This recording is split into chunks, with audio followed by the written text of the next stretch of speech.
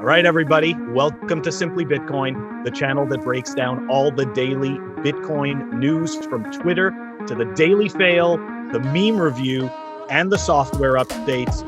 Drop us a like and subscribe. We've got a very special guest today, Bitcoin error log, John Carvalho. Thank you very much for joining us. And we are going to kick it off with the numbers. Here we go. Clock booty dashboard. So right now we're sitting at a block height of 658,794. Current Bitcoin price 16,722. Chain rewrite days 592, and the total Lightning capacity 1,056.52 BTC. So interesting, right? Interesting. The Lightning capacity goes up, right when the price takes a hit. Just the Lightning capacity. Very strange. Very strange. Anyways, guys, Satoshi the chicken stays in his chicken coop today because the price of Bitcoin is lower than the day before. And Phil, it's time for the daily fail. If you think that secrecy from governments and no KYC is Bitcoin's future, then you don't understand what adoption looks like. They will regulate it. You will declare it. You will have to do KYC, and that's fine. It doesn't take away its store of value, but just integrates it. Dude, I love how the guy lives in the Cayman Islands, and like that's what he's saying. Okay, so look, right? Bitcoin is pseudonymous, right? There are different techniques that you can use to make it anonymous. I understand this whole thing about KYC, but pretending that we have to give into this and pretending that we have no choice and that the future will be exactly like this, I think is completely insane. If the people truly don't desire it, then I believe that we will break free from this and come to some type of cooperative agreement where that's not what is needed. I absolutely agree. And I want to get our guest perspective on this. Yeah, big time. Yeah, I mean, it's one thing to... I don't know. It's one thing to predict that this is how things will play out, to say, okay, I think that governments are going to regulate Bitcoin heavily. I think everybody is going to have to KYC for the most part. But that's not the context of the tweet that he made. The context of the tweet is much more about like, this is how it's going to be. You're going to like it. I'm going to like it. Yeah, it's kind of like that. It reminds me of that meme where like, yeah, you're going to own nothing and you're going to be happy. Like that's like the same like mood of it. But it's like, why there are this whole breed of like Bitcoiners who came in the 2017 run and after, where I think that it's like these guys that are like pretty well off, or maybe upper class or such, where they believe in Bitcoin, but like them believing in Bitcoin is basically they believe it will make them a lot of fiat. And that's really all they see in it. They see like the upside of the price. And so they think that exchanges are where all the money is. They think that KYC and coin analytics is where all the money is. Like you have to be compliant. They're not thinking about like digital sovereignty and like the black market and circular economies. Like this is just not even in their like perspective. Okay, so it's kind of like Bitcoiners that are they're not really Bitcoiners. They're like fake Bitcoiners that are just in it for exactly what you said, the fiat. We used to bike shed a lot, like on Twitter and in chats, like in the earlier years, we used to bike shed a lot about like what actually is a Bitcoiner, like what is a Bitcoin user, who is a Bitcoin user.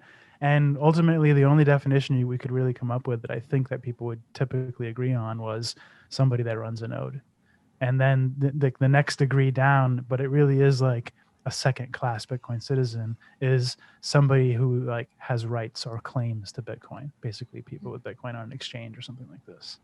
I absolutely agree. And I think that you touched on the self-sovereignty issue earlier. And I think that that's so important. That's such an important aspect of being a Bitcoiner. And the fact that he's just basically justifying KYC just, goes to show exactly what you said, man. He's a fiat Bitcoiner, I guess would be a good term. Because like he might not be wrong. Like it might actually play out this way in the next 10 years. It might be like many people like having not much of an option but to buy KYC Bitcoin, but to report the Bitcoin they have, but to be seen as a suspicious criminal if they don't report everything and share all their information. Like this could be how things would play out, but I don't think it's like the role of a Bitcoin pundit to be framing it the way he is. Yeah. I absolutely agree. And we're definitely going to touch upon this subject a little bit later during the news. And let's move on to the daily the daily meme review. The daily meme review. Time for it. The daily news, sponsored by Crypto Cloaks. All right, guys. So our first piece of news. Listen, we don't really talk about the price on the show very often, but it was the biggest Bitcoin plummet. I mean, in a long time. The price plummeted 60% in the last 24 hours. So I just wanted to kind of get that to your guys' attention. We're really not going to talk about it much, but basically, the reason was that a lot of whales, obviously, were cashing out, but that's not really important. The thing that I really want to focus on today, right, was the tweet from Brian Armstrong. We did cover this yesterday on, when we were talking about the Dutch exchange, right, and the Dutch central bank implementing, right, those crazy KYC laws. And I kind of just wanted to talk about that again today, especially with our guest, because we got very unlucky. Right when we covered this topic yesterday, literally an hour later, this tweet storm just was unveiled on Twitter. Tone Vase talked about it. He was commenting on Raoul's terrible take.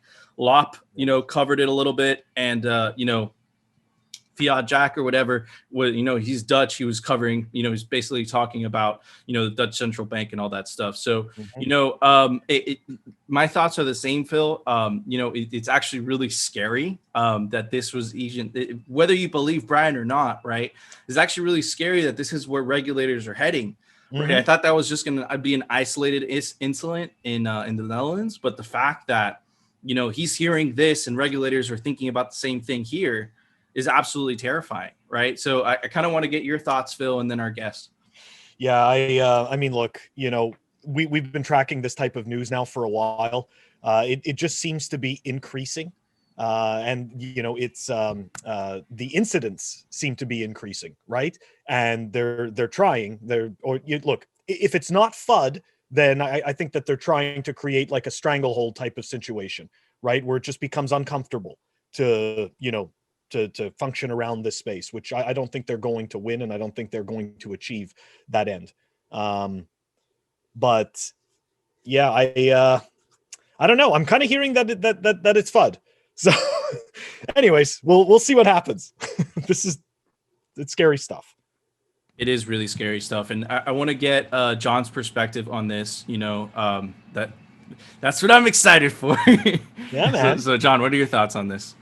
I mean, this is definitely complementary to the first topic we were discussing, with Preston talking about KYC and it being the way of life and such.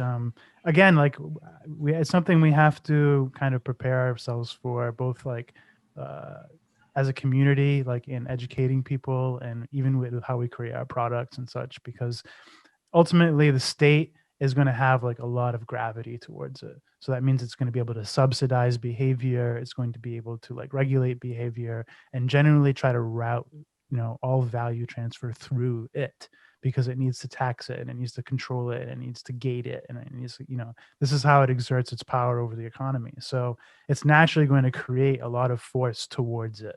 And this is going to make institutions like Coinbase really big. Institutions that hold a lot of Bitcoin for people are going to become really big. And then every once in a while, those Bitcoins are going to turn up missing, or they're going to be seized, or they're going to be hacked or stolen, just like we've always had, except it's going to be scarier, weirder stories. They're just never going to stop. It's going to be I don't know what it's going to be when Bitco loses Bitcoin again, or when it happens to Coinbase or BlockFi or any other major custodian, but it's going to keep happening. And I think that the more the state puts a stranglehold on things with KYC and regulations, the more likely that it's actually going to be the state that is the most likely aggressor to steal the coins or apprehend the coins. So you're saying that instead of exploiting a vulnerability, right, it would be a legal seizure? Or it could just be simply that you can't Coinbase holds 20% of Bitcoin because that's where people chose to buy it. And then all of a sudden, after 5 years, they kind of figure out that it's nearly impossible to sell that Bitcoin or get it out or like they find that like there are new taxes that catch them in ways that like just make it all not worth it. It doesn't And, make like, sense to move it. Yeah. Yeah, like the state will just find ways to eat all of the inefficiency itself because that's what the custody provides it the opportunity to do. And it could just be something simple as like they say a lot of people didn't file their taxes right, so now they have to like give up X dollars, or people can't use Bitcoin unless it's from an exchange, so they don't withdraw anymore. And now you never really know how much Bitcoin there is because there's like locked Bitcoin and unlocked Bitcoin. Man, it's gonna be a brave new world for sure in the next decade. I'm excited, but I'm also nervous at the same time. And Phil, there's a software release today. Why don't you tell us about it? Software releases.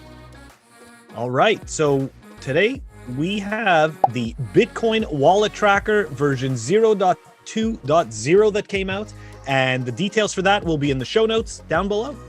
All right, awesome. Thank you, Phil.